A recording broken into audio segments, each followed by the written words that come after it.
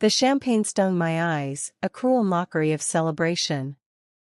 They were toasting Helen, her diamond ring flashing under the chandelier, while my daughter, Lily, hid behind my legs, tears streaming down her face.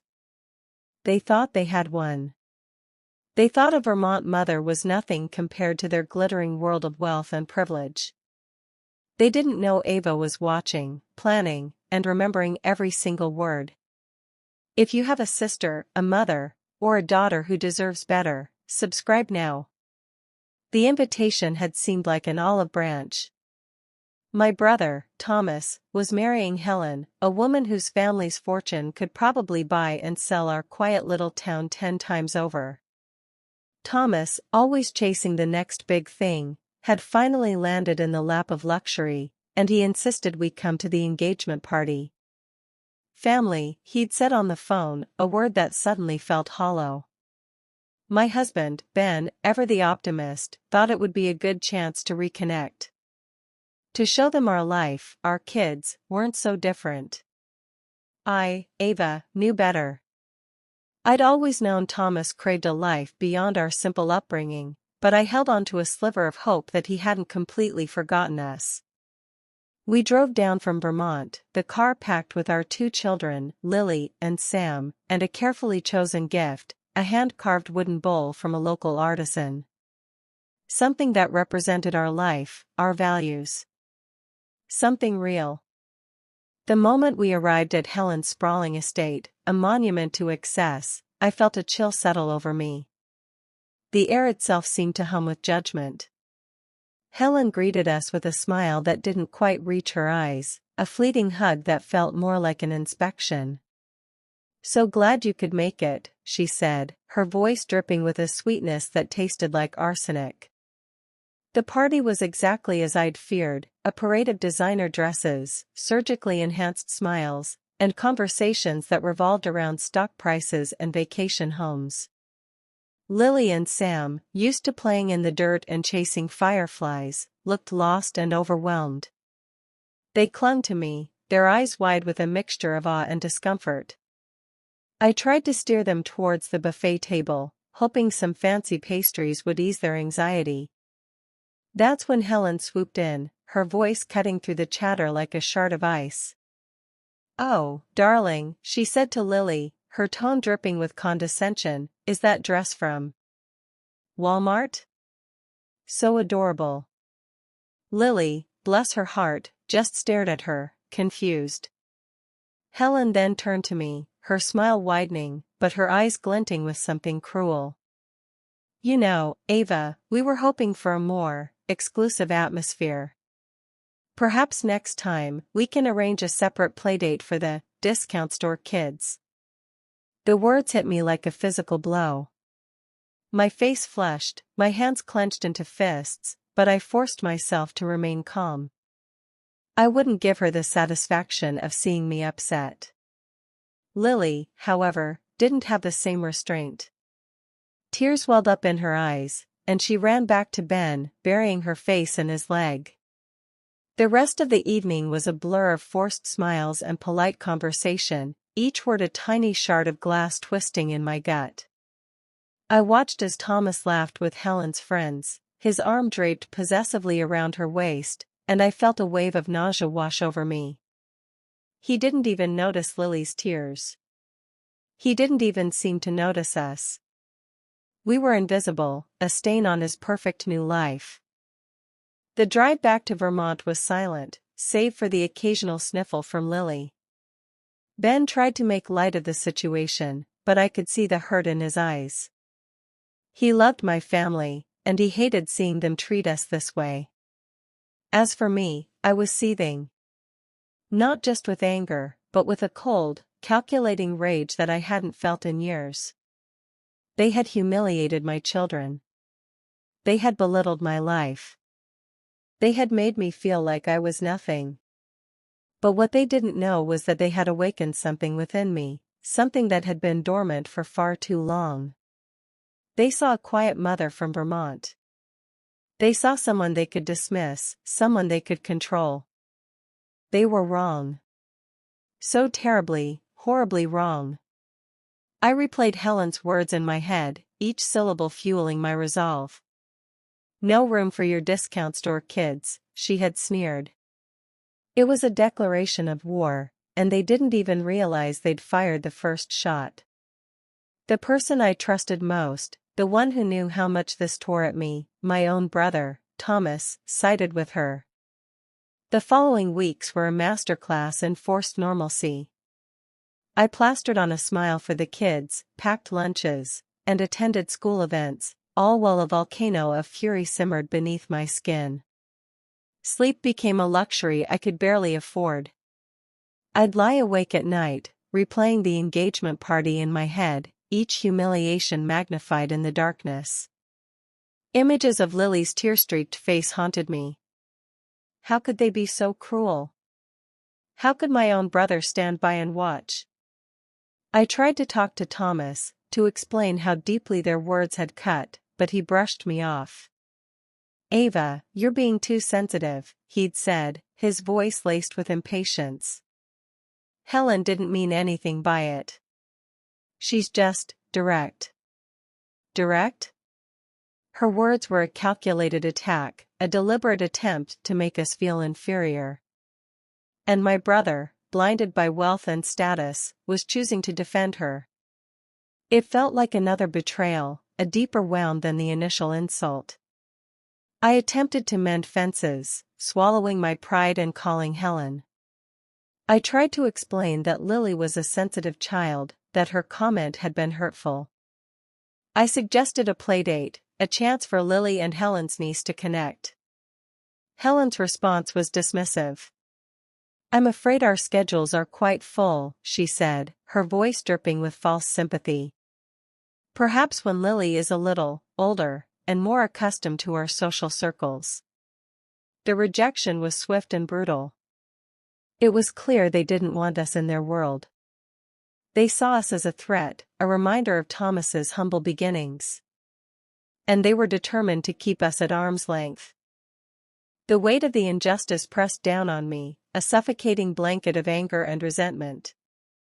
I found myself snapping at Ben, my patience wearing thin.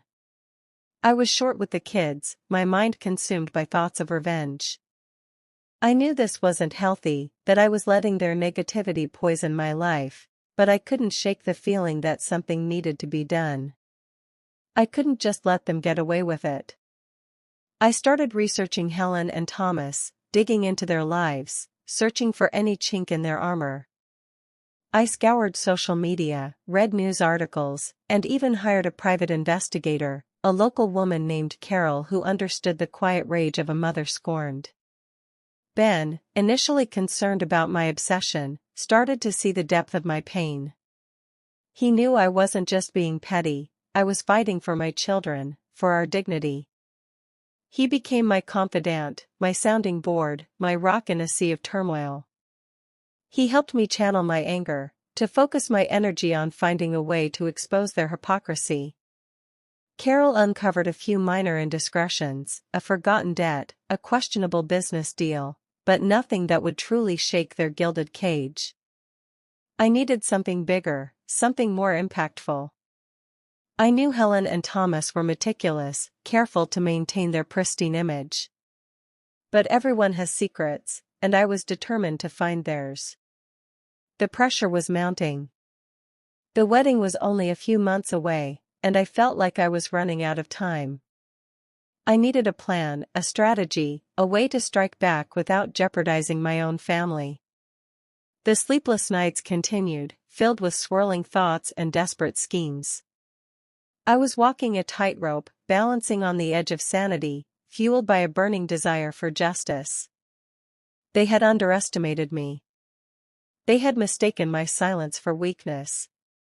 But they were about to learn that a mother's love, when scorned, can be a force of nature. The storm was brewing, and I was about to unleash it. They thought they had won, but the game was far from over. I was just getting started. The day I found Lily huddled in her closet, sobbing uncontrollably, was the day something inside me truly broke. I'd been so consumed with my own anger, so focused on plotting my revenge, that I'd failed to see the damage it was inflicting on my children. Lily, usually a bright and bubbly child, had become withdrawn and anxious. She refused to talk about what was bothering her, but I knew, deep down, that Helen's cruel words had burrowed into her heart like a splinter. I sat with her in the darkness of the closet, holding her close as she cried, and I realized that my quest for vengeance was coming at too high a price. I was so determined to protect my children from their cruelty, that I failed to notice I was hurting them even more. That day I felt like a failure as a mother. Ben watched me with concern etched on his face. He knew I was teetering on the edge, consumed by a darkness that threatened to swallow me whole. "Ava," he said gently, "this isn't you. You're letting them win." His words stung, but they were also a wake-up call. He was right. I was allowing Helen and Thomas to control my life, to dictate my emotions. I was sacrificing my own happiness, and the well-being of my children, for the sake of revenge. I looked at myself in the mirror, and I barely recognized the woman staring back. My eyes were bloodshot, my face gaunt, my hair dull and lifeless. The spark that had once defined me, the joy and passion that had made me, Ava, had been extinguished by bitterness and resentment. That night, I reached my absolute lowest point. I sat alone in the kitchen, staring at a bottle of pills, the darkness whispering insidious suggestions in my ear. The weight of everything felt unbearable. The humiliation, the betrayal, the pain I was inflicting on my children, it was all too much to bear. For a fleeting moment, I considered just ending it all, escaping the torment that had become my constant companion. Leaving this world felt easier than facing another day consumed by hate. But then, I pictured Lily's face, her tear-filled eyes searching for me. I imagined Sam, his little arms reaching for a hug. And I knew I couldn't do it. I couldn't abandon them. They needed me. I was their mother, their protector, and I couldn't let Helen and Thomas take that away from them. With trembling hands, I pushed the pills away and I looked up. I would do something about this. They have no idea what's coming. I spent the next few days in a fog of exhaustion and self-reproach. I barely ate, barely slept, barely spoke. I felt like I was drowning in a sea of despair, with no hope of rescue. But slowly, gradually, a flicker of resolve began to ignite within me. It wasn't a burning flame, but a tiny spark, a fragile ember that refused to be extinguished. I started small, focusing on the things I could control. I made sure Lily and Sam had healthy meals, I read them bedtime stories, and I spent hours just listening to them talk about their day.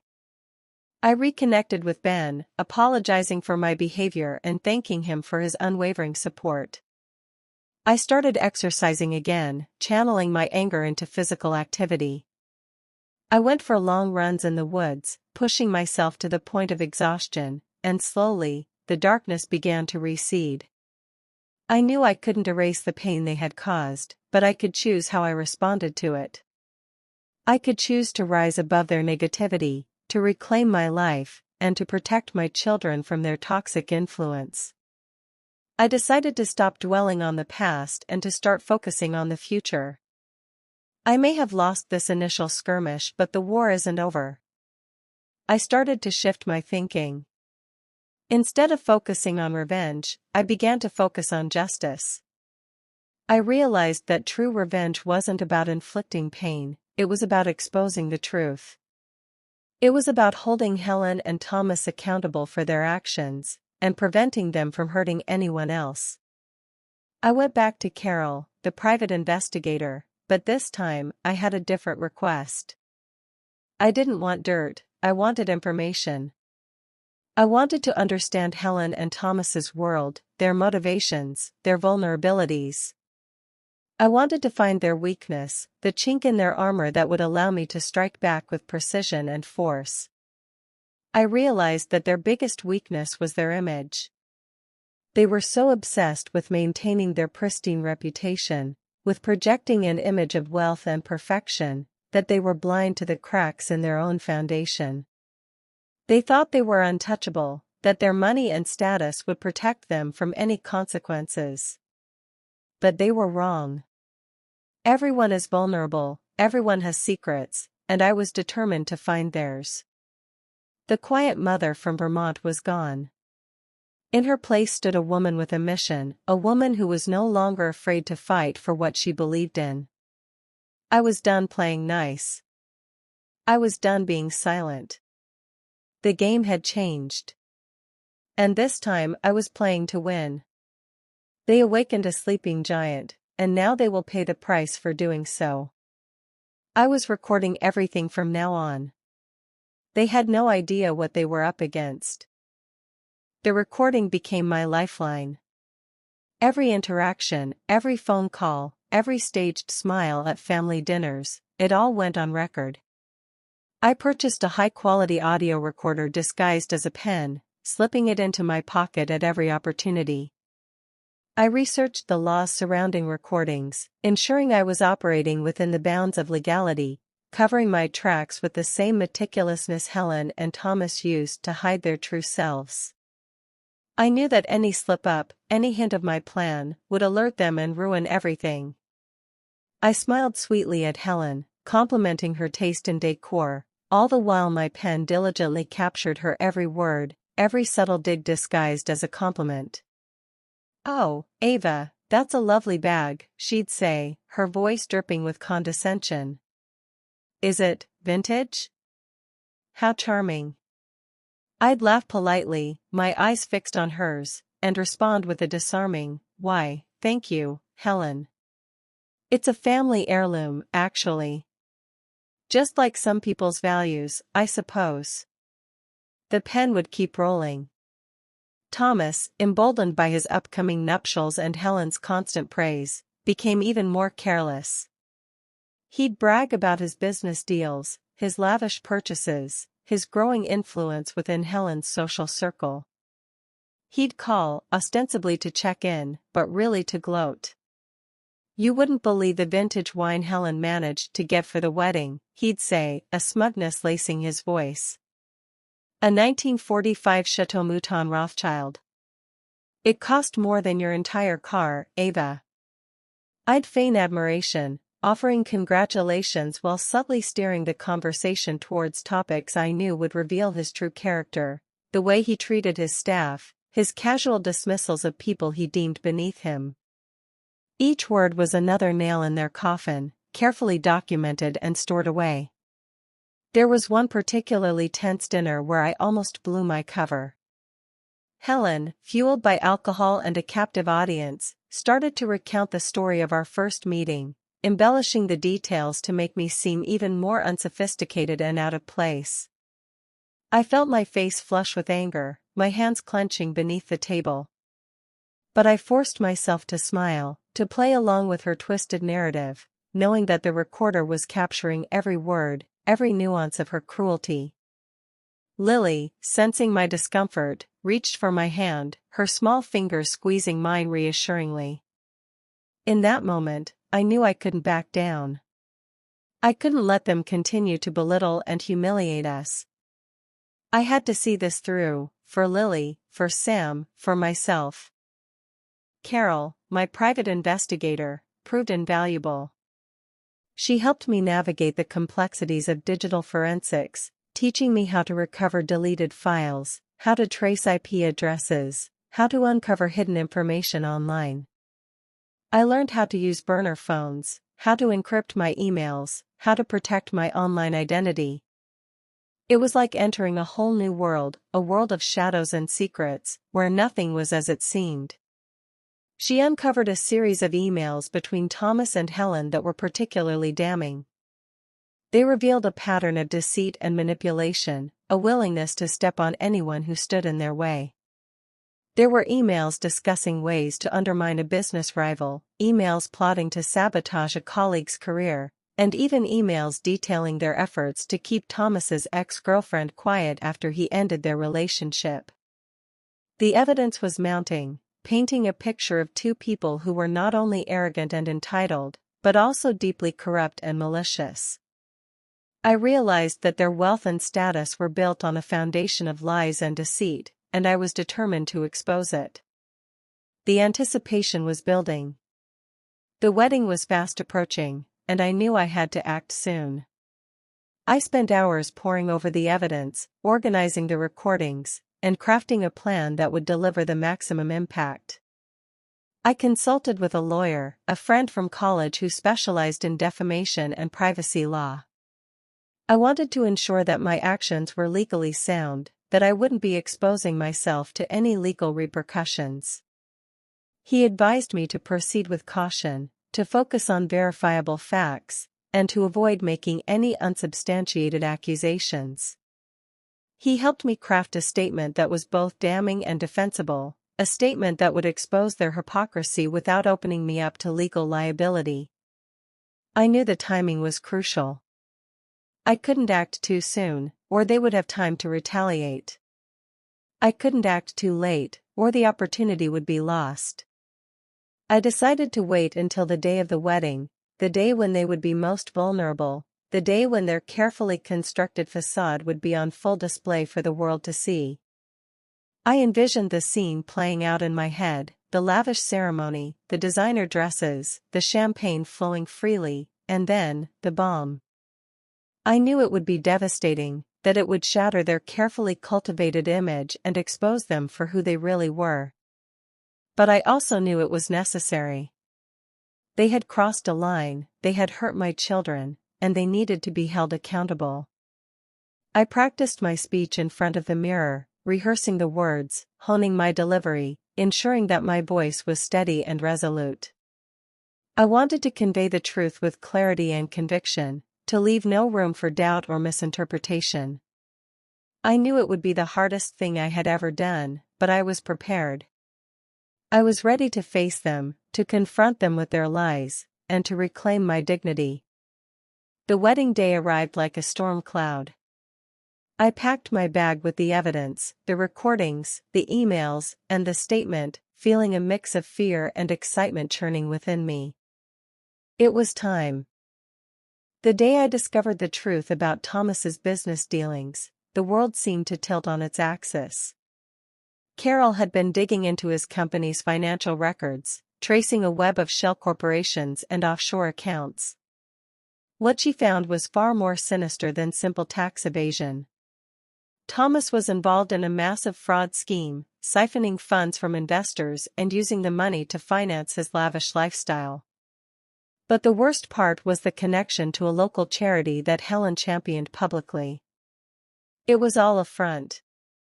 Thomas was funneling money into the charity and then diverting it back into his own accounts, using the donations to fund his personal expenses and to prop up his failing businesses. The so-called philanthropic work that Helen parades in front of everyone was a complete lie. They were robbing from the needy to line their own pockets. I felt a surge of fury so intense that I thought I might shatter into a million pieces. They weren't just arrogant and entitled, they were predators, preying on the vulnerable and exploiting their trust. This wasn't just about hurting me, it was about hurting innocent people, people who deserved better. The glass I was holding shattered in my hand as my vision blurred. I felt a sting as a shard of glass pierced my skin, but I barely registered the pain. The only thing I could feel was rage. I knew I had to act quickly, to expose their lies before they could cause any more damage. I decided to set a trap, to lure them into a situation where they would have no choice but to reveal their true selves. I knew that Helen was obsessed with social media, constantly posting pictures of their perfect life and soliciting validation from her followers. She lived for the likes, the comments, the attention.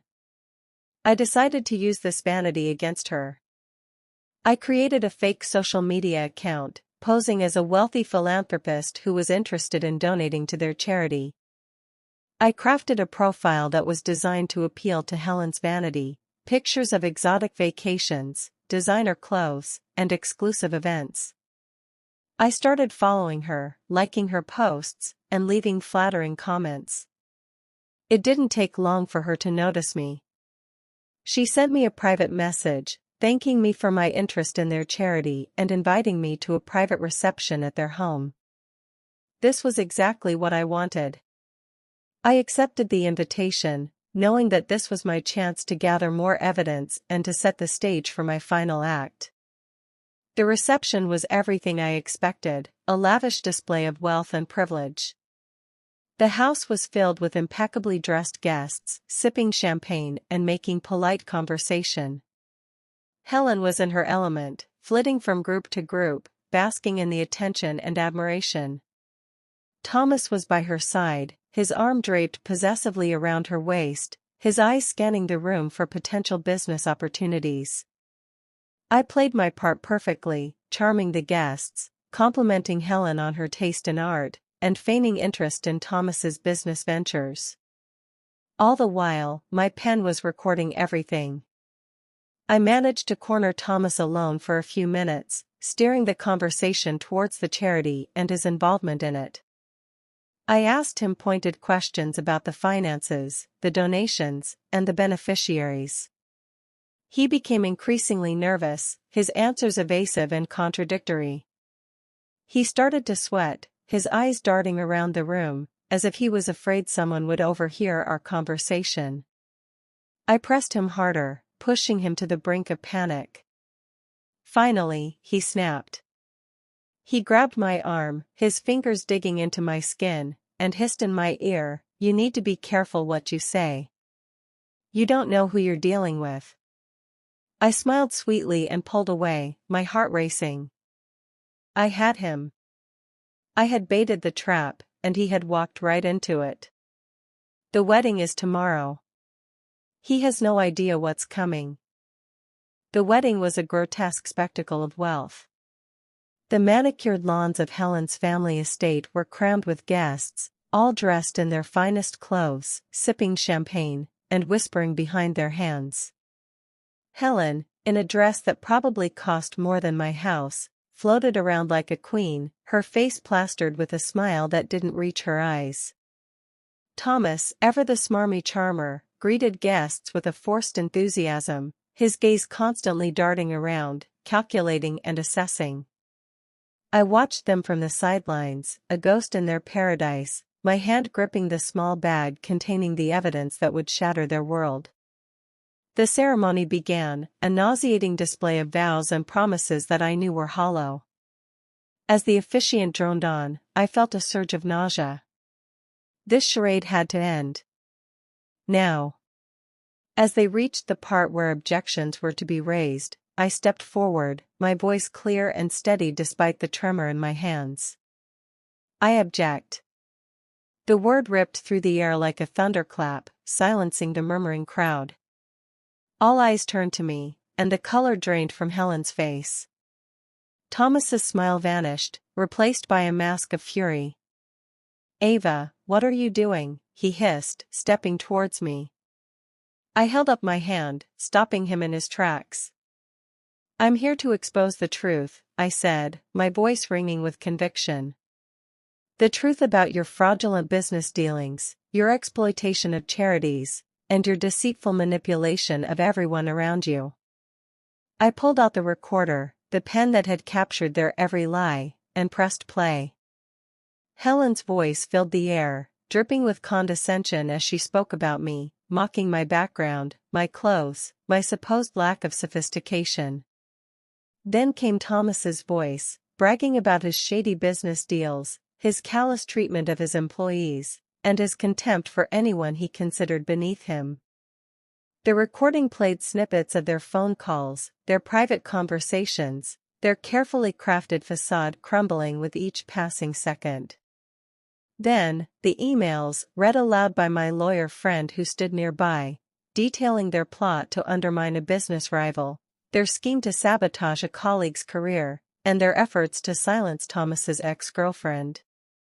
But the final blow was the recording from the charity reception, where Thomas, cornered and desperate, threatened me, revealing his true nature. The crowd gasped, their faces a mixture of shock and disgust. Helen stood frozen, her eyes wide with disbelief, her perfect mask shattered into a million pieces. Thomas lunged at me, his face contorted with rage, but Ben stepped in front of me, blocking his path. "Stay away from her," Ben said, his voice low and menacing. "This is over." I then presented the evidence to law enforcement officials who were conveniently nearby, ensuring the wheels of justice would start turning immediately. As the police took Thomas away in handcuffs, Helen collapsed into a chair, sobbing uncontrollably. Her family, her friends, her entire world had turned against her in an instant. The wedding guests began to disperse, their whispers following her like a swarm of angry bees. The carefully constructed image of wealth and perfection was gone, replaced by the stark reality of their deceit and corruption. The fallout was swift and devastating. Thomas's business empire crumbled, his investors pulling out, his partners abandoning him. He faced multiple charges of fraud, embezzlement, and conspiracy. Helen's reputation was ruined, her social circle vanished, and her family disowned her. The charity was shut down, its name forever tarnished by their greed. They lost everything, their money, their status, their freedom. I watched it all unfold with a sense of detached satisfaction. It wasn't about revenge, it was about justice. It was about protecting my children, about holding them accountable for their actions, and about preventing them from hurting anyone else. As I walked away from the wreckage of their lives, I felt a sense of closure, a sense of peace that I hadn't felt in a long time. My children rushed to me, Lily and Sam, their faces lighting up as they clung to my legs. "Mommy, you did it!" Lily exclaimed, her eyes shining with pride. I smiled, brushing a strand of hair from her face. "Yes, baby," I said. "We did it. They lost everything." I just smiled. Revenge isn't sweet. It's necessary. It's about reclaiming your power, about standing up for yourself and for those you love. It's about ensuring that those who abuse their power are held accountable for their actions. Would you have done the same? Let me know in the comments. Subscribe for more justice.